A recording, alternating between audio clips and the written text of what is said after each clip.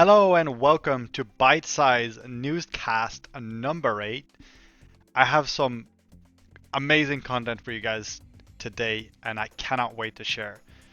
First up, we're going to have another look at China. What has China done in recent days? Well, quite frankly, it's astonishing. They essentially went to the deepest place on Earth and to the moon in the same week. So we're going to have a look at why they did this, what are the implications, and how to make sense of all of this. Next up, Visa. Visa is adopting crypto stablecoins in a big way. Now, we all know that investing in stablecoins isn't very profitable, but for those of you who do want to make profit from this development, stay tuned. Finally, we're going for a deep dive into working from home. So McKinsey published a sizable report on the matter that we're going to analyze. I'm very excited for this. I spent a lot of time preparing and I cannot wait to share. Now, before we jump right in, some housekeeping. If you like the content or have questions, please leave a comment down below and don't forget to hit that subscribe button. This way you'll stay up to date on the most important economic developments as they happen in the crypto and wider macroeconomic space. Also, the following is not financial advice, it is strictly educational. So let's jump right in. So last week, I covered China and 6G satellites. Now, in this episode, I'm talking about China going to the deepest point of the ocean, the Mariana Trench, and at the same time landing on the moon. Okay, so we're going to the deepest part of the ocean and the moon in the same week. Now, say what you want about the Chinese, but they're making some crazy headlines here. Anyways, I'm no expert on moon landings or deep sea diving. I know it's super hard to do, but I, I want to point out some elements here. Three critical points. And the first one being that these missions are a long time in the making. They don't happen overnight. And I don't believe this is the end either. I think we're going to see more crazy stuff like this. You know, landing on the moon, Mariana Trench, stuff that makes headlines from the Chinese. This is not the end. So that's the first point, right? We're going to see more of this. The second being these missions also have an important economic underlying. You know, the Chinese want to land on the moon for a reason. They want to go there because they want to see if they can mine minerals. You know, is the moon mineable? And deep sea diving, similar story. You know, they want to go to deep sea because they're looking into deep sea mining. Like, is there any resources that Chinese can mine out there? And the third being is that these are effectively also marketing campaigns. I mean, each time you see one of these headlines, you know, going to the moon, Mariana Trench, you're going like, wow, the Chinese are really doing it. You know, they're making stuff happen. Similar to when Elon sent the space thing out, you know, the space shuttle, and let it come back. That was also a major achievement. And these headlines are making people think like, wow, they're doing it. They're making it happen. And personally, you know, I really hope this spurs on more missions and scientific adventures like this, you know, really get that Star Trek vibe going, if you will. So props for making for making it happen, China. I really hope more stuff like this triggers more. It's really fascinating to see humans push scientific, you know, capabilities to the edge. Now, a couple of days ago, the CEO of Visa was interviewed by CNBC and asked about crypto, right? And when asked what Visa was doing in the crypto space, the CEO answered in the following way. Crypto is a developing part of the payments in the world. It's in the very nascent state right now, and we're very interested in cryptocurrencies.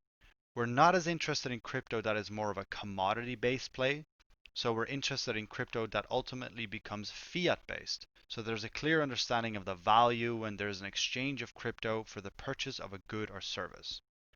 Now, I've been thinking about this for a while now, and I think Bitcoin, Ether, and a lot of other cryptos are not actually cryptocurrencies, they're more crypto commodities, right? And they act more like a commodity, like the way that Bitcoin is a store of value. And on the other hand, we have the stable coins, the fiat-based coins, like USDC or Tether or any of these stable coins, even JP Morgan coin. And I think it's important that we get an understanding of the differentiation between the two, from an investment point of view, right? And the CEO of Visa seems to share this thought with me. There's a very clear differentiation between these commodity-based assets like Bitcoin and fiat-based cryptocurrencies like Tether. Now, a little bit further down, the CEO says, I think it's a number of years out, but we're certainly open to any vehicle that helps facilitate the movement of money around the world, and we want to be in the middle of it. Now, the reason this is important is because Visa is beginning to understand that banks and their legacy systems are, quite frankly, becoming antiquated. The fact that it cost me 14 euros to transfer money to the United States and it takes 4 days to get there is just ridiculous, you know? And Visa understands this in a big way and they're betting on crypto to save the day. Now, not even 3 days later, the following article. Visa partners with Ethereum digital dollar startup that raised 271 million, right? Credit card giant Visa today announced it is connecting its global payment network of 60 million merchants to the USDC stablecoin developed by Circle Internet Financial on the Ethereum blockchain. Wow. Now, Visa won't actually own or custody crypto.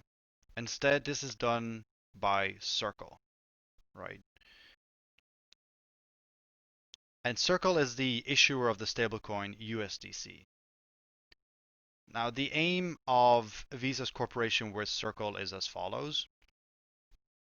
After Circle itself graduates from the Visa Fast Track program, likely somewhere next year, 2021, Visa will issue a credit card that lets businesses send and receive USDC payments directly from any business using the card. This will be the first corporate card that will allow businesses to be able to spend a balance of USDC. Pretty big. In essence, Visa will start using crypto for cross-border payments, for business payments. That's big news. Now, you guys might ask yourself, how do I benefit from this? I can buy USDC, but it isn't going to make me any money. So I did a little digging for you guys, and I found a little nugget on the Circle website. We're excited to announce that Silvergate Exchange Network (SEN) is now supported for the USDC issuance and redemption. Now you may be asking yourself, who is Silvergate? Well, in short, Silvergate is one of the biggest, if not the biggest, crypto bank you've never heard of, right? And what makes it even more exciting is that this is a company you can buy stocks in. You can buy a part of this company. So what this means is that if you want to be part of this Visa USDC Circle Corporation, Silvergate might actually be a really interesting investment. And if you're not convinced, ARK Investment, one of the best performing asset managers in the last 3 years, has been buying into Silvergate bigly at a very, very steady rate. Now, in sum, Visa goes crypto by using Circle's USDC network, and in turn, Circle uses Silvergate as a banking resource. And Silvergate is a company you can own a little piece of. So I'd say go and check if this fits into your portfolio. Next up is I like to call a deep dive.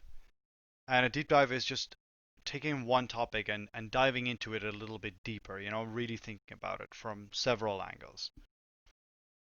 And McKinsey and Company published a report on working from home. And I wanted to take this big long report to dive into it deeper and really get a sense of where this is going and how to think about it. So prior to COVID, the idea of working from home, seemed pretty far-fetched to most people, right? The ongoing meta was that working in an office would be better for productivity, and it was generally considered a way forward. Now, we've had one of the biggest social experiments ever in the concept of working from home, and there's a lot of questions to be answered, like how does working from home affect productivity, creativity, spending habits, socioeconomic equality, and so much more. Now, the following research is published by McKinsey, and I want to take some of the important conclusions from this research and discuss them with you guys, right? And first and foremost, executives have indicated in surveys that a hybrid model of working from home for some employees is here to stay. Now, this is pretty easy to digest in the sense that working from home has some pretty big benefits. For employees, so people who have a job, it means less commuting, less spending on eating out, more control over your work environment, and etc. Right? Now, for employers, those who are giving people a job, it means spending less money on facilitating employees. So less money on food, transport, rent, heating, you name it. And it also means higher productivity because you are spending less time managing people, when two people can't get along, for example. So there's some pretty big advantages to working from home for both sides of the equation. Now, the problem is that not everyone can work from home. And this conclusion right here, our analysis finds that the potential for remote work is highly concentrated among highly skilled, highly educated workers in a handful of industries, occupations, and geographies. More than 20% of the workforce could work remotely 3 to 5 days a week as effectively as they could working from an office. And this kind of underlines that, right? Now, what this leads to is remote work thus risks accentuating inequalities at a social level. Why? Why is this? So let's unpack that real quick. First, the part about the high concentration among skilled and educated persons in a handful of industries, occupations, and geographies. Why this? Well, the short answer is some work is just better suited to working from home. You can imagine that a job that is 90% computer time, you don't really physically need to be in an office, right? You can imagine a computer programmer doesn't need to be in an office as much as a builder needs to be on a building site. Now, ironically, most of the work that can be done from home is skilled labor that is done in the developed world. Now, as you might imagine, this can lead to inequalities. For example, not having to commute to work every day saves you a lot of time and money. Now, if this time and money is spent wisely and is only available to skilled and educated, you can imagine that the skilled and educated would use this money to further hone their skills and use the time to further hone their education. Now, this could potentially lead to increased gaps between those who have and those who have not. Very easy.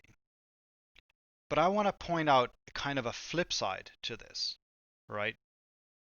And imagine yourself as an employer, someone who employs people, right?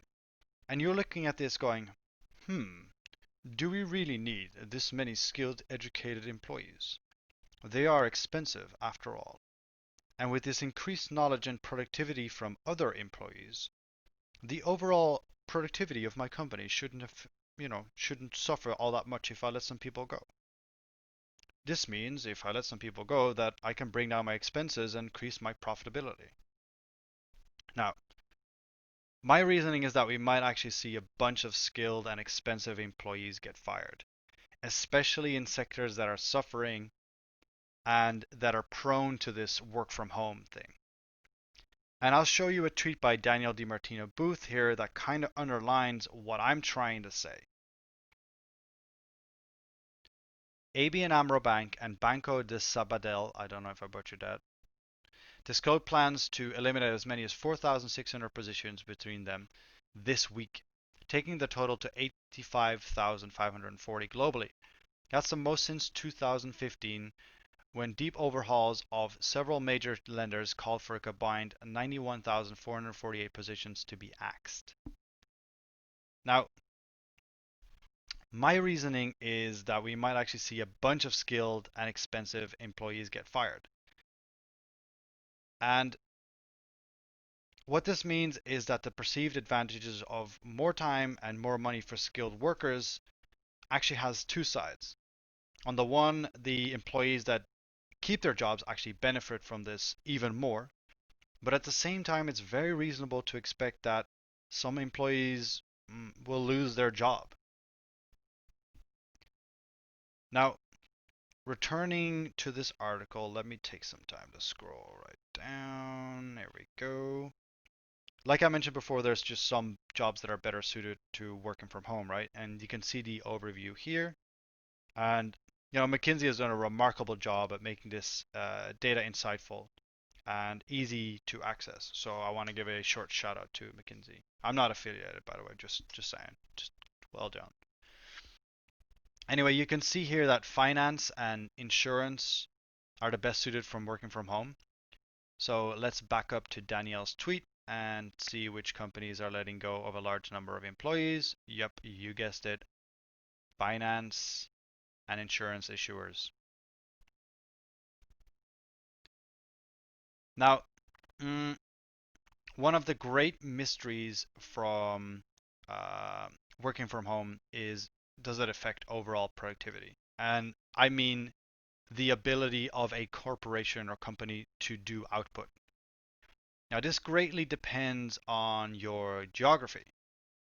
And in short, advanced countries, have better internet and jobs suited from working from home. So they're more likely to be able to continue the same amount of output whilst working from home. Now, the benefits to these countries is that, for these countries themselves, like England and Germany, they're going to expect a lot less traffic and people to commute and working from home because they're working from home, right? So at the same time, the amount of days work from home without losing productivity is also greater in Western countries. So not only are these countries better suited, but they're also better suited to working more days from home. Now this is also, let me scroll down again. This is also underlined by what the executives of companies were telling McKinsey. Across all sectors, 38% of respondents expect their remote employees to work from home 2 or 3 days a week, compared to 22% of respondents surveyed before the pandemic.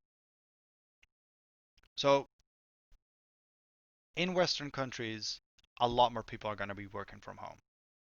And they're also going to be working from home a lot more days.